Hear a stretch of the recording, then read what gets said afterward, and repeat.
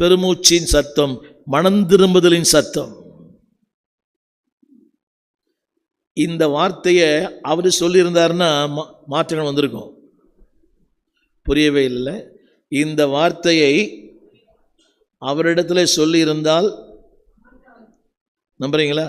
இதே வார்த்தையை தாவீது சொன்னான், நான் பாவம் செய்தேன், நான் பாவம் செய்தேன். இதே வார்த்தை இளையகுமாரன் சொன்னான், நான். இந்த வார்த்தை அங்கே சொல்லியிருந்தா மாற்றம் வந்திருக்கும். ஆனால் சொல்ல வேண்டியது சொல்லவே இல்லை. எல்லாரும் கரங்களை போய் சொல்லுங்க. ஹலோ, நீங்கள் என்ன தான் கெஞ்சினாலும், நீங்கள் என்ன தான் கூப்பாடு போட்டாலும் உலகம் உங்களை மதிக்கவே மதிக்காது. நம்புறீங்களா? தப்பு தாங்க, சாரி தாங்க, ஒரே ஒரு வார்த்தை அவர் சொன்ன வார்த்தை, அது ஒன்பாடு. நல்லா கவனிங்க. யாருக்காக பாடுபடுறீங்களோ, யாருக்காக ரொம்ப ரொம்ப நீங்கள் கஷ்டப்படுறீங்களோ, யாருக்காகலாம் நீங்கள் ரொம்ப வேதனைப்படுறீங்களோ, அவங்களாம் அவங்களை தனியாக விட்டுருவாங்க. கொஞ்சம் ஆண்டவருக்காக கொஞ்சம் பாடு, கொஞ்சம் கஷ்டம், நெருக்கம்தான், கண்ணீர் தான், நேற்று கேட்டோமே, பாடுகள் தான், போராட்டங்கள் தான், வெறுமை தான், கண்ணீர் தான். எதிர்பார்க்கிற அளவுக்கு நன்மைகள் வரலை. ஆனால் நன்மைகளின் நாயகன் உங்களோடு கூட எப்போவுமே இருக்கிறார். அவருடைய நன்மை செய்தான்.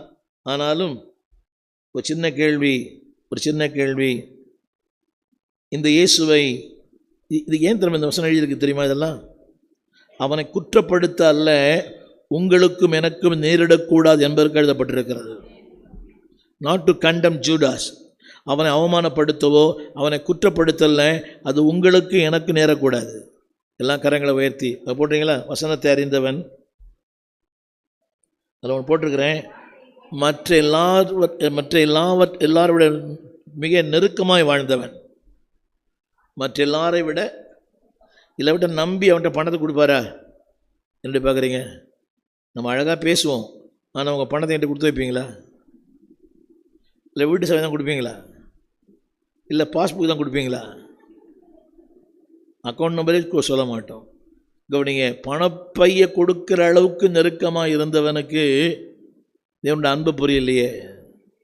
சொல்லுங்கள், என்னை நம்பி எத்தனையோ கிருபைகளை கொடுத்தார், வரங்களை கொடுத்தார், வல்லமையை கொடுத்தார், வாழ்வை கொடுத்தார், எல்லாவற்றுக்கும் மேலாக வேற பெற்ற வேதத்தை கொடுத்தார், வாக்கு தத்தங்களை கொடுத்தார்.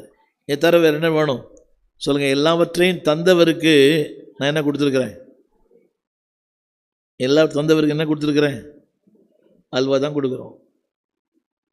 ஆண்டவருக்கும் அல்வா, பாஸ்டருக்கும் அல்வா, எல்லாருக்குமே ஒரு அல்வா.